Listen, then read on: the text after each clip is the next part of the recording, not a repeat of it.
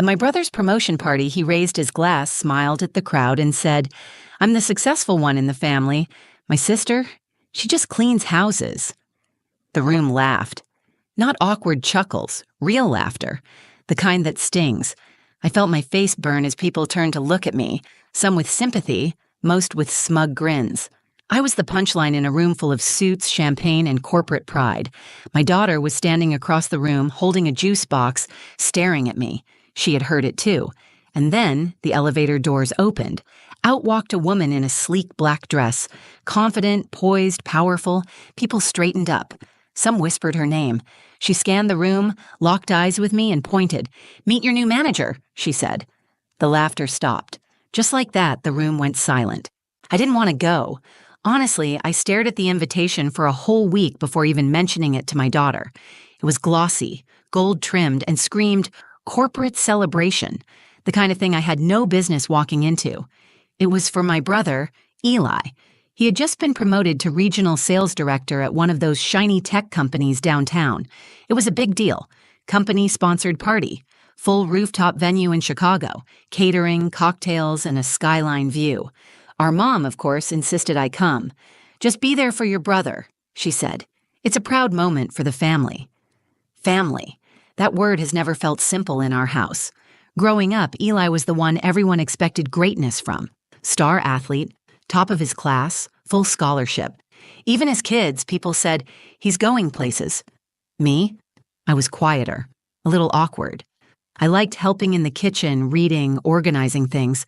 I didn't have Eli's charisma or charm. I was just Sarah. Life didn't go the way I thought it would. I had Lena at 24. Her father walked out before she was born, and suddenly, I had to make something work fast. I started cleaning houses, just a few to pay the bills. But that turned into something steady, reliable. I worked hard. I found clients. Then I trained people. One client became two became 10. But I never told anyone in my family how much it had grown. Not really. They still thought I was barely scraping by, pushing a vacuum for cash, and I let them believe that. Maybe part of me didn't want to correct them. Maybe it was easier than trying to explain that I was building something real.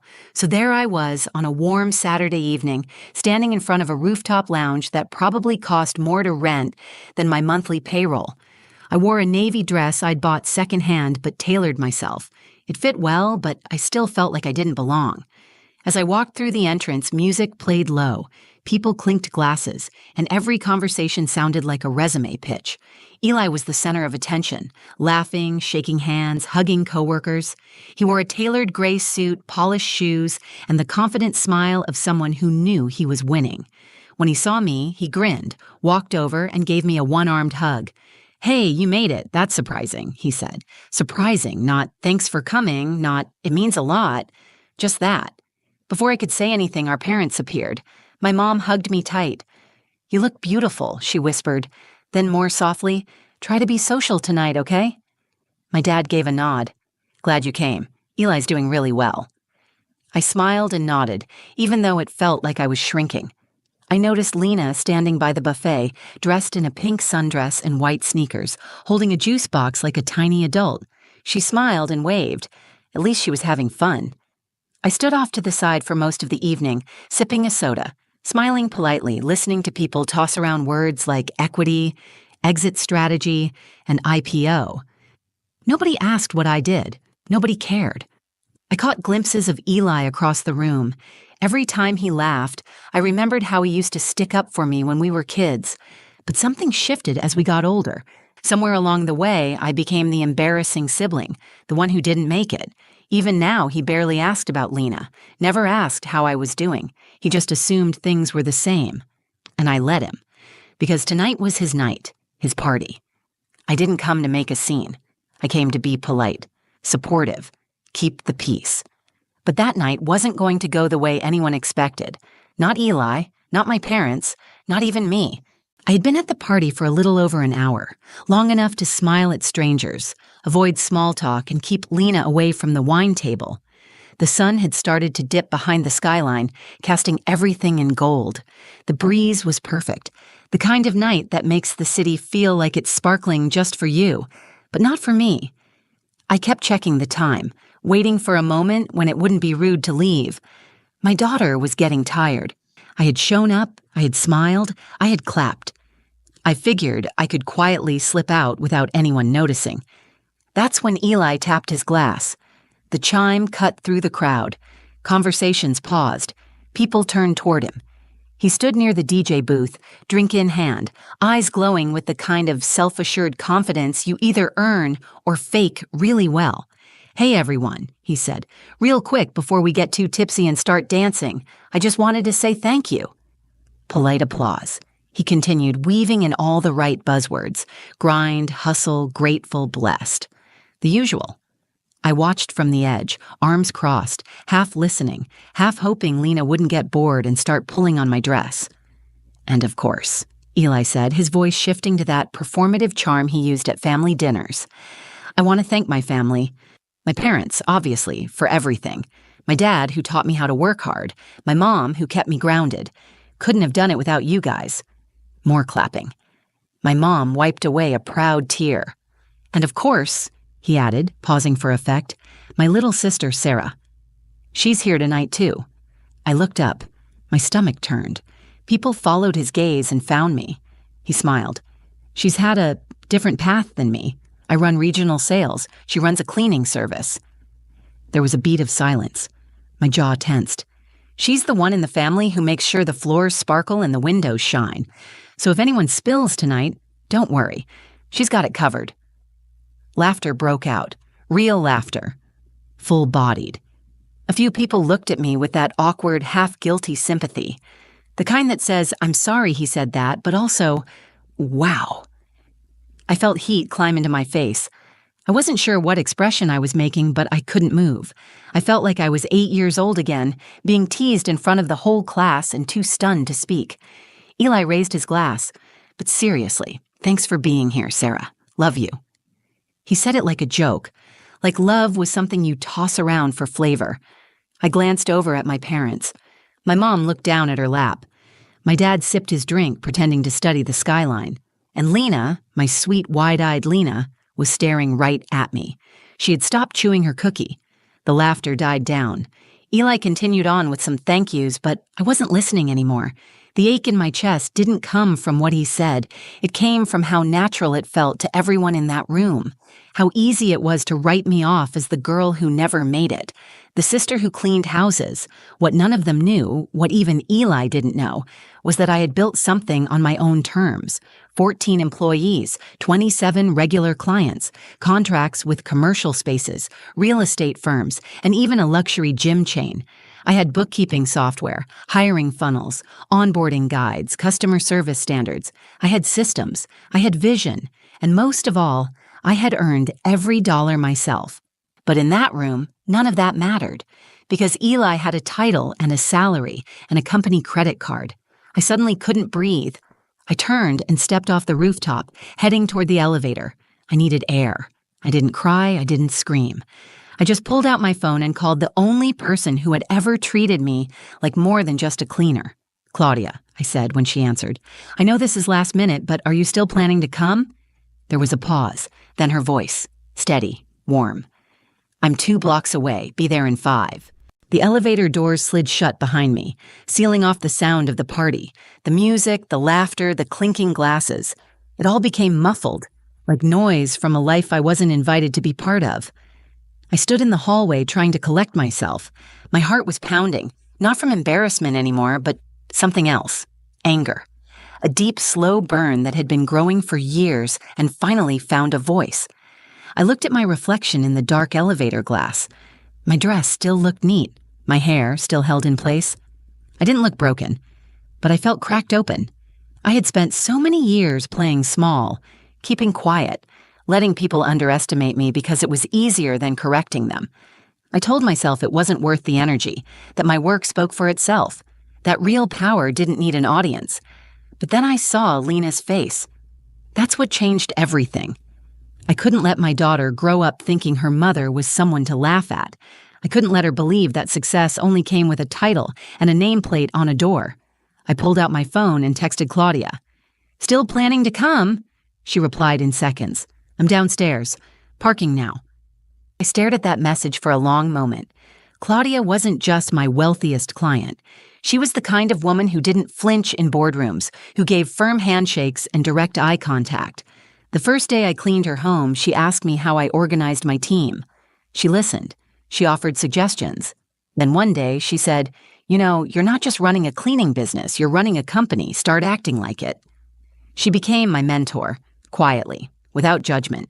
And 2 weeks ago, she made an offer I still couldn't quite believe. A management position at one of her companies, an operations role for a new branch she was opening in Chicago, full benefits, salary, growth potential. At the time, I hesitated. Part of me felt unqualified, too rough around the edges, too used to being invisible. But tonight changed that. I took a deep breath, straightened my shoulders, and turned back toward the rooftop. As I reached the door, I saw Lena leaning against the railing, watching the stars. I knelt beside her. "Hey, baby, are you okay?" She nodded slowly.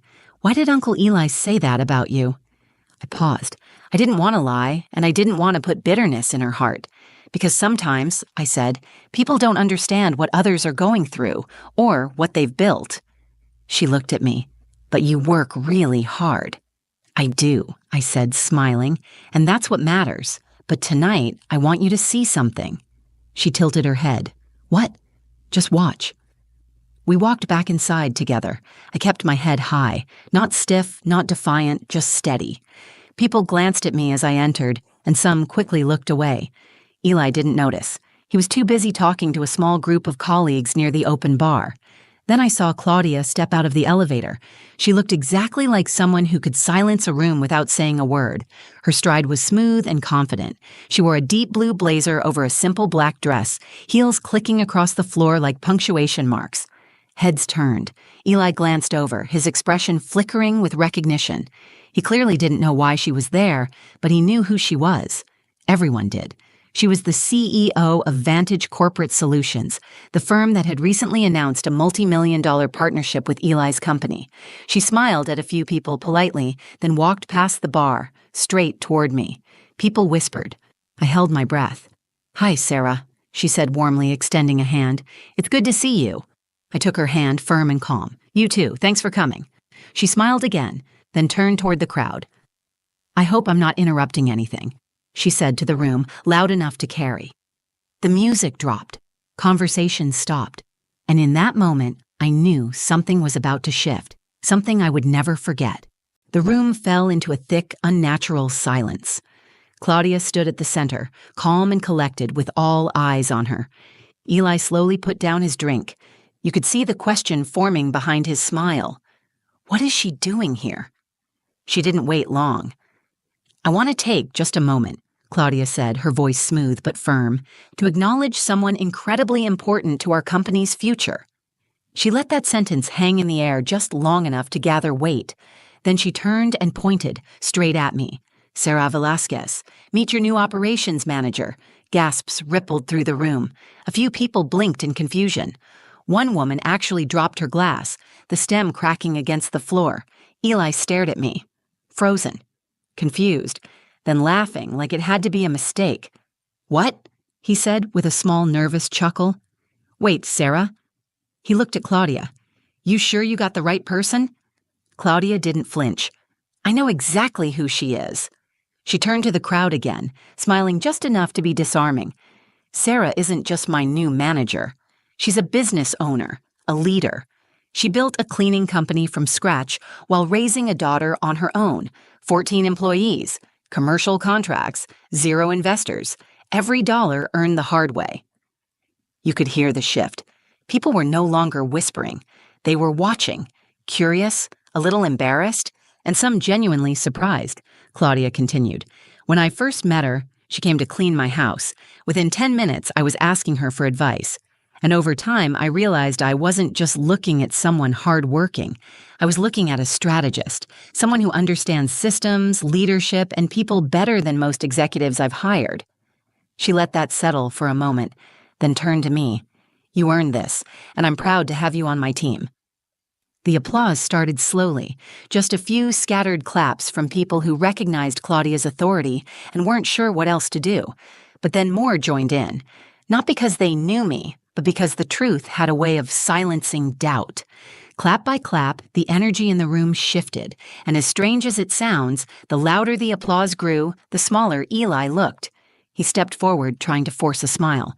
"Wow, I didn't know you were working with Claudia. You didn't say anything." I looked him in the eyes. "You never asked." His smile faltered. For the first time that night, he didn't have something clever to say. There was no joke, no jab, no recovery, just silence. My mom was standing near a high-top table, eyes glassy. She put her hand to her mouth. My dad looked away, rubbing the back of his neck. And Lena? She stood there beside me, head tilted up, absolutely glowing. I leaned down and whispered, "That's the woman who offered me the new job." Lena's eyes widened. "She picked you?" "No, baby," I whispered. "I earned it." Claudia smiled at her, then turned back toward the bar, rejoining a few executives who had clearly just realized the new manager their CEO was raving about was the woman they had chuckled at earlier. I didn't gloat. I didn't raise my voice, but I stood a little taller. I had been quiet my whole life, but in that moment I didn't need volume to be heard. I had finally been seen. As the night went on, a few people came up to introduce themselves. Some apologized, others were just curious. I answered politely, but kept close to Lena. This moment was for her as much as it was for me. Before we left, Eli came over again, more subdued this time. "Look, Sarah, I didn't mean anything by the joke. It wasn't a joke," I said. "It was a reminder of who you think I am, but that's not who I am anymore." He didn't respond. He just nodded, looked down, and stepped aside. I held Lena's hand as we walked toward the elevator. On the ride down, she squeezed my fingers. "Mom?" "Yeah? I'm going to tell everyone at school my mom's a boss now." I smiled. "Tell them I've always been one." The morning after the party, the first thing I did was make pancakes. Not because I had to, but because I wanted to. Something about flipping warm batter in a quiet kitchen, with sunlight pouring through the windows, felt like a victory, a small one, a real one. Lena sat at the table, still wearing the glittery clip from the night before. She looked at me like something had shifted, not in a childlike way, but like she had seen something important and was still figuring out how to name it. "Did everyone at the party work for you now?" she asked. I laughed, shaking my head. "Number just some. But I'm their manager now. That means I help lead a team." She nodded, satisfied. "I think you should wear a cape." "I'll think about it," I said. But I didn't need a cape. I had something better. Respect. From my peers, my mentors, and most of all, myself. That party didn't change me. It revealed me. It showed me the version of myself I had been quietly building while the world wasn't watching. Every early morning, every contract negotiated at a coffee shop, every payroll deadline I met when the numbers barely stretched. I was becoming someone strong, someone who could walk into a room and not flinch when eyes turned her way. I used to think humility meant hiding, that being modest meant keeping my success to myself. But now I know that humility is quiet strength, not silence. And confidence isn't arrogance, it's truth without apology. That moment at the party, when Claudia pointed at me and said, "Meet your new manager," didn't just silence a room. It shattered a belief I'd been dragging around for years. That success had a look, a sound, a family-approved shape. It doesn't. Success isn't a title. It's choosing not to give up. It's building something when no one claps for you. It's showing up even when you're treated like the help. After the party, my mother called me. She didn't talk about Eli, she talked about me. "I'm sorry," she said, her voice quiet. "We didn't see how hard you were working. We thought we knew who you were. We were wrong." She cried. I cried. It wasn't perfect, but it was a start. My father didn't call. But a week later, he dropped by my apartment with 2 bags of groceries and didn't say much. He just put them on the counter and asked how the new job was going. I told him it was hard, but good. He nodded and said, "I'm proud of you." That was enough. And Eli? We haven't talked much since the party. But I heard from a mutual friend that he hasn't made many jokes lately. Maybe he's thinking, maybe not. That's not my work to do anymore. Because here's what I know now. You don't have to explain your worth to people who are committed to misunderstanding it. You don't have to shrink yourself to fit their comfort zones. And sometimes, the best kind of revenge isn't a comeback speech. It's undeniable growth. So now, when I walk into meetings at Claudia's company, I walk in with my head high. I talk about operations, leadership pipelines, long-term strategy, and nobody asks if I'm there to clean the floors. Not that I'd be ashamed if they did. I built something from nothing, and I'll never be ashamed of that. I still run my cleaning company part-time. I couldn't let it go completely. It's where I started, and it's where I learned everything that makes me the leader I am now. And Lena? She told her whole second-grade class that her mom runs 2 businesses. Her teacher emailed me to ask if I could come in for career day. I said yes, because it's time my daughter, and every kid in that classroom, learns that success doesn't always look like a corner office. Sometimes it looks like a mom in sneakers, carrying a clipboard, managing a team, and showing up when it matters, not just to prove something, but because she can. And if this story meant something to you, if you've ever been underestimated, overlooked, or laughed at, remember, you don't need anyone's permission to rise. You just need the courage to keep going. If you like this video, please give it a thumbs up. It really helps the channel grow. Share it with someone who needs to hear it today, and drop a comment below. I'd love to know what part of this story hit home for you. Don't forget to subscribe and hit the notification bell so you never miss another story like this one. Thanks for being here. Keep building, keep believing. Your moment is coming too.